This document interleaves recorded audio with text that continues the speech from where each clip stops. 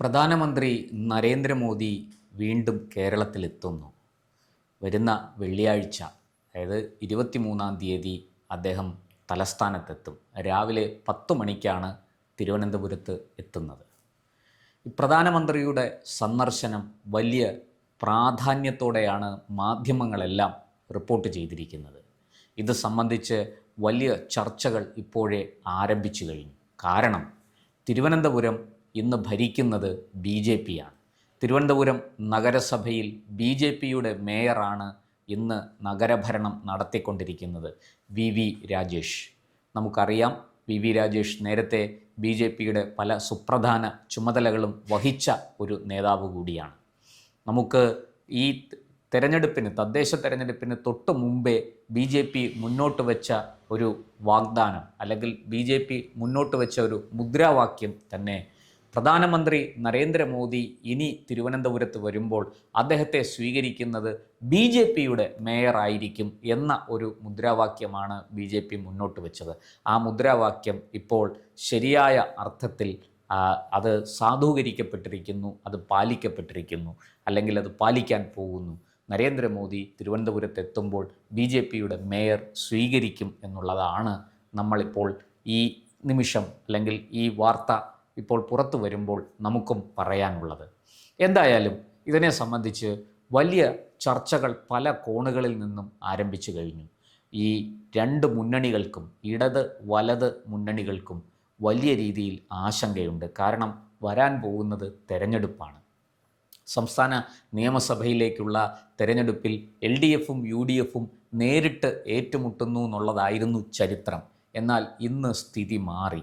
ഏതാണ്ട് ഒരു 10-ലധികം മണ്ഡലങ്ങളിൽ BJPക്ക് ശക്തമായ സ്വാധീനമുണ്ട്. BJP അവിടങ്ങളിൽ വളരെ വ്യക്തമായി മേൽക്കോയ്മ നേടിയിട്ടുണ്ട്. തിരുവനന്തപുരം പട്ടണത്തിൽ പ്രത്യേകിച്ചും കഴക്കൂട്ടം, വട്ടിയൂർക്കാവ്, തിരുവനന്തപുരം, നേമം, ഈ 4 നിയമസഭാ മണ്ഡലങ്ങളിലും BJPക്ക് നല്ല രീതിയിൽ മേൽക്കോയ്മ ഉണ്ടായിട്ടുണ്ട്. പ്രത്യേകിച്ചും നേമം, കഴക്കൂട്ടം മണ്ഡലങ്ങളിൽ, ഈ 4 മണ്ഡലങ്ങളിലും വേണമെങ്കിൽ BJPക്ക് ജയിച്ചു കയറാം എന്നുള്ളതാണ്. അതുകൊണ്ട് തന്നെ നരേന്ദ്രമോദിയുടെ വരവ് വോട്ടർമാരെ എങ്ങനെ സ്വാധീനിക്കും എന്ന ആശങ്കയിലാണ് ഇടതുപക്ഷവും വലതുപക്ഷവും. ഇന്ന് ഇപ്പോൾ കേരളത്തിൽ ഭരണവിരുദ്ധ വികാരം വളരെ ശക്തമാണ്. അതിൻ്റെ തെളിവ് നമ്മൾ തദ്ദേശ തെരഞ്ഞെടുപ്പിൽ കണ്ടതാണ്. അതുപോലെ തിരുവനന്തപുരം നഗരത്തിൽ അത് പ്രതിഫലിച്ചത്, അല്ലെങ്കിൽ അത് ഗുണം ചെയ്തത് BJPക്കാണ്. അവിടെ പ്രതിപക്ഷത്തിരുന്ന BJPയും അതുപോലെ തന്നെ കോൺഗ്രസ് വളരെ ദുർബലമായിരുന്നു. ആ കോൺഗ്രസ് സ്ഥിതി അല്പം മെച്ചപ്പെടുത്തി എന്നത് ഒഴിച്ചാൽ, 10 സീറ്റുകൾ ഉണ്ടായിരുന്ന കോൺഗ്രസ്സിന് ഇപ്പോൾ 20 സീറ്റുകളുണ്ട്. ആ ഒരു മെച്ചമുണ്ടായി എന്നുള്ളത് ഒഴിച്ചാൽ BJPക്ക് തന്നെയാണ് നേട്ടം. കാരണം ജനം ആഗ്രഹിച്ചത് ഈ ഇടതുപക്ഷത്തിനൊരു ബദൽ, അത് തിരുവനന്തപുരത്ത് അവർ കണ്ടത് BJPയെയാണ്. അതുകൊണ്ടാണ് BJP നഗരഭരണം പിടിച്ചെടുത്തത് CPMൽ നിന്ന്, LDFിൽ നിന്ന്. അതുകൊണ്ട് തന്നെ മോദിയുടെ വരവ് ഏറ്റവും കൂടുതൽ ആശങ്കപ്പെടുത്തുന്നത് ഇടതുപക്ഷത്തെയാണ്. നിലവിൽ കോവളം എന്ന ഈ ജില്ലയിൽ കോവളം എന്ന ഒരു മണ്ഡലം ഒഴിച്ച് ബാക്കിയെല്ലാം ഇടതുപക്ഷത്തിൻ്റെ കയ്യിലാണ്. ബാക്കി എല്ലാ ഈ 14 നിയോജക മണ്ഡലങ്ങളിലുള്ളതിൽ 13ഇടത്തും LDF ആണ് വിജയിച്ചിരിക്കുന്നത്. എന്നാൽ തദ്ദേശ തെരഞ്ഞെടുപ്പ് ഫലം വലിയ രീതിയിൽ അതിന് മാറ്റമുണ്ടാകുമെന്ന് സൂചിപ്പിക്കുന്നു. കോവളം മാത്രമല്ല, മറ്റ് നിരവധി മണ്ഡലങ്ങളിൽ UDFനോ BJPക്കോ വിജയിച്ച് കയറാം എന്നതാണ് അവസ്ഥ. കാരണം അവിടങ്ങളിലെല്ലാം LDFന് നല്ല തിരിച്ചടി കിട്ടിയിട്ടുണ്ട്. പേരിന് ഇപ്പോൾ ആറ്റിങ്ങലും വർക്കലയും നെടുവങ്ങാടും നെയ്യാറ്റിങ്കരയും ഒക്കെ മുനിസിപ്പാലിറ്റികൾ LDF ജയിച്ചു. പക്ഷേ അങ്ങനെയല്ല. താഴെ തട്ടിലേക്ക് പോകുമ്പോൾ പഞ്ചായത്ത് തലത്തിൽ LDF വളരെ ദുർബലപ്പെട്ടുകൊണ്ടിരിക്കുന്നു എന്ന ഒരു സൂചനയാണ് തെരഞ്ഞെടുപ്പ് ഫലം നൽകുന്നത്. ഇരിക്കട്ടെ, മോദിയുടെ വരവ് തിരുവനന്തപുരത്ത് മാത്രമല്ല, കേരളത്തിൽ മൊത്തത്തിൽ ചലനം ഉണ്ടാക്കും എന്ന് എല്ലാവർക്കും അറിയാം. പാറശാല മുതൽ കാസർഗോഡ് വരെ തീർച്ചയായിട്ടും മോദിയുടെ വരവ് ചലനങ്ങൾ സൃഷ്ടിക്കും. അത് മോദി വരുന്ന, ഈ പ്രധാനമന്ത്രിയായി വരുന്ന ആ സന്ദർഭത്തിൽ എന്തൊക്കെയാണ് കേരളത്തിന് വേണ്ടി പ്രഖ്യാപിക്കാൻ പോകുന്നത്, എന്തൊക്കെ വികസന പ്രവർത്തനങ്ങളാണ് തുടങ്ങി വയ്ക്കാൻ പോകുന്നത്. അതുപോലെ തന്നെ റെയിൽവേ വികസനം, ആരോഗ്യ മേഖല, വിദ്യാഭ്യാസ മേഖല, നമ്മുടെ പൊതുഗതാഗതം, ഈ രംഗങ്ങളിലൊക്കെ വലിയ സംഭാവന ചെയ്യാൻ കേന്ദ്ര സർക്കാരിന് കഴിയും. കേന്ദ്ര പദ്ധതികളിലൂടെ വലിയ രീതിയിൽ ഇവിടെ ഫണ്ട് കൊണ്ടുവരാനും വികസന പ്രവർത്തനങ്ങൾ നടത്താനും കഴിയും. അതുപോലെ തന്നെ തിരുവനന്തപുരത്തടക്കം പല സ്ഥലത്തും മെട്രോ ഇപ്പോൾ ഒരു ചർച്ചയായിട്ടുണ്ട്. നമുക്ക് അറിയാം, കൊച്ചിയിൽ മാത്രമാണ് നമുക്കിന്ന് മെട്രോ ഉള്ളത്. തിരുവനന്തപുരത്തും കോഴിക്കോടും മെട്രോ വേണം, ലൈറ്റ് മെട്രോ എങ്കിലും വേണം എന്ന ആവശ്യം ഉയർന്നിട്ട് വർഷങ്ങളായി. പക്ഷേ ഇതുവരെ ഇക്കാര്യത്തിൽ സംസ്ഥാന സർക്കാരിന് കാര്യമായിട്ടൊന്നും ചെയ്യാൻ കഴിഞ്ഞില്ല എന്നുള്ളതാണ്. അതുകൊണ്ടുകൂടി മോഡിയുടെ വരവ് ആ വിഷയങ്ങളിലെല്ലാം ചില ചലനങ്ങൾ ഉണ്ടാക്കും, അല്ലെങ്കിൽ മാറ്റങ്ങൾ ഉണ്ടാക്കും, പ്രതീക്ഷ നൽകും എന്നൊക്കെയാണ് ജനം കരുതുന്നത്. മാത്രമല്ല, കേരളം അതിരൂക്ഷമായ വിലക്കയറ്റം നേരിടുന്നു, തൊഴിലില്ലായ്മ വളരെ ശക്തമാണ്. ഇങ്ങനെയുള്ള നിരവധി പ്രശ്നങ്ങൾ കേരളത്തിലുണ്ട്. നമ്മുടെ ചെറുപ്പക്കാർ തൊഴിൽ തേടി വിദേശത്തേക്ക് പോകേണ്ടുന്ന അവസ്ഥയുണ്ട്. ഈ സാഹചര്യങ്ങളെ എല്ലാം വെച്ചുകൊണ്ടാണ് ജനം മോദിയുടെ വരവിനെ പ്രതീക്ഷയോടെ നോക്കിക്കാണുന്നത്. പ്രധാനമന്ത്രി നമ്മുടെ നാടിന് എന്തൊക്കെ വികസന നേട്ടങ്ങൾ സമ്മാനിക്കും, ഇത് വേണ്ട രീതിയിൽ ചർച്ചയാക്കാൻ BJPക്കും കഴിയണം. ഈ തദ്ദേശ തെരഞ്ഞെടുപ്പിന് മുമ്പ് തന്നെ തിരുവനന്തപുരം നഗരത്തിൻ്റെ വികസനം സംബന്ധിച്ച് BJPയുടെ സംസ്ഥാന പ്രസിഡന്റ് രാജീവ് ചന്ദ്രശേഖർ ഒരു ബ്ലൂ പ്രിൻ്റ് തയ്യാറാക്കിയിരുന്നു. അദ്ദേഹം അന്ന് പറഞ്ഞത്, ജയിച്ചാൽ BJPക്ക് തിരുവനന്തപുരം നഗരത്തിൻ്റെ ഭരണം കിട്ടിയാൽ 45 ദിവസത്തിനകം പ്രധാനമന്ത്രി നരേന്ദ്രമോദി ഇവിടെ വരും. അങ്ങനെ അദ്ദേഹം വരുമ്പോൾ ഈ ബ്ലൂ പ്രിൻ്റ് ജനങ്ങളുടെ മുന്നിൽ വെച്ച് അദ്ദേഹത്തിന് കൊടുക്കും.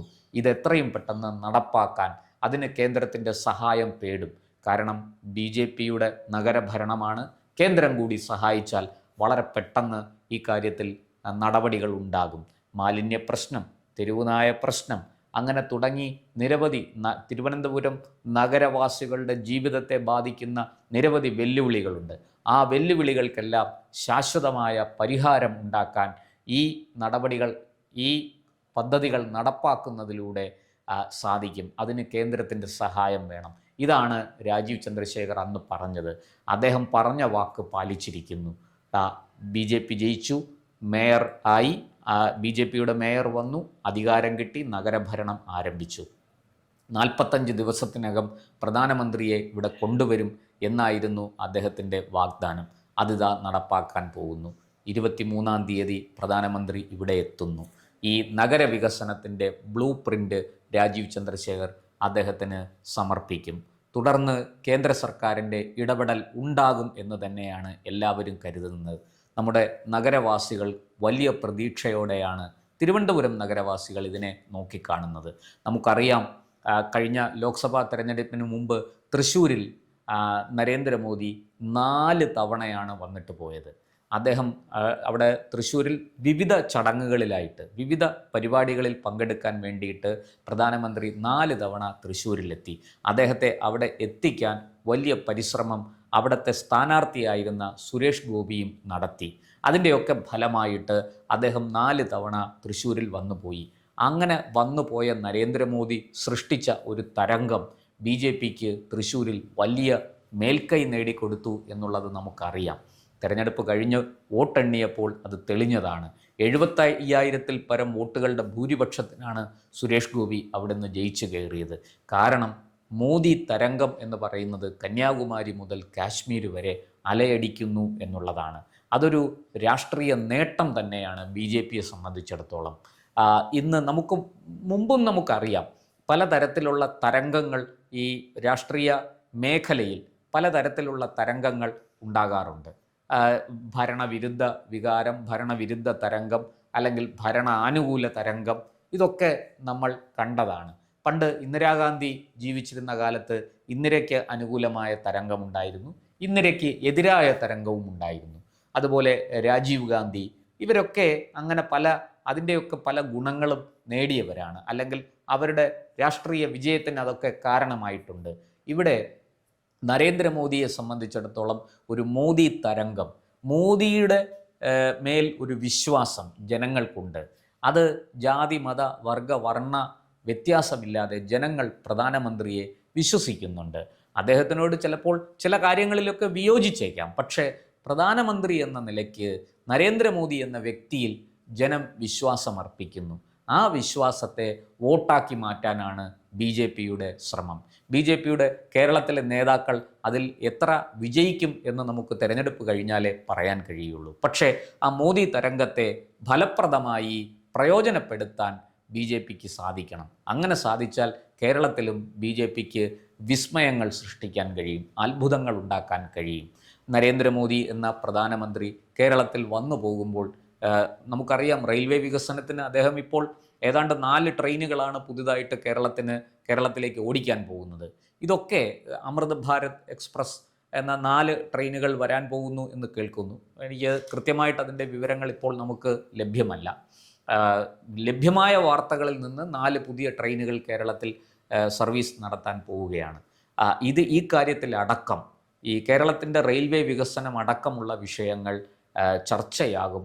നരേന്ദ്രമോദി ഇക്കാര്യത്തിൽ ഏറ്റവും കേരളത്തിന് അനുകൂലമായ തീരുമാനങ്ങൾ എടുക്കും എന്ന് തന്നെ നമുക്കും പ്രതീക്ഷിക്കാം. എന്തായാലും തിരുവനന്തപുരം നഗരവാസികൾ മാത്രമല്ല, കേരളത്തിലെ ആബാലവൃദ്ധം ജനങ്ങളും നരേന്ദ്രമോദിയുടെ വരവിനെ നോക്കിക്കാണുകയാണ് ആകാംക്ഷയോടെ, പ്രതീക്ഷയോടെ. കൂടുതൽ വാർത്തകളും വിശേഷങ്ങളും നേരിട്ട് ലഭിക്കാൻ ജനങ്ങളിൽ നിന്ന് ജനങ്ങളിലേക്ക് ജനഭൂമി ന്യൂസ് സബ്സ്ക്രൈബ് ചെയ്യൂ. ബെൽ ബട്ടൺ അമർത്താനും മറക്കരുത്.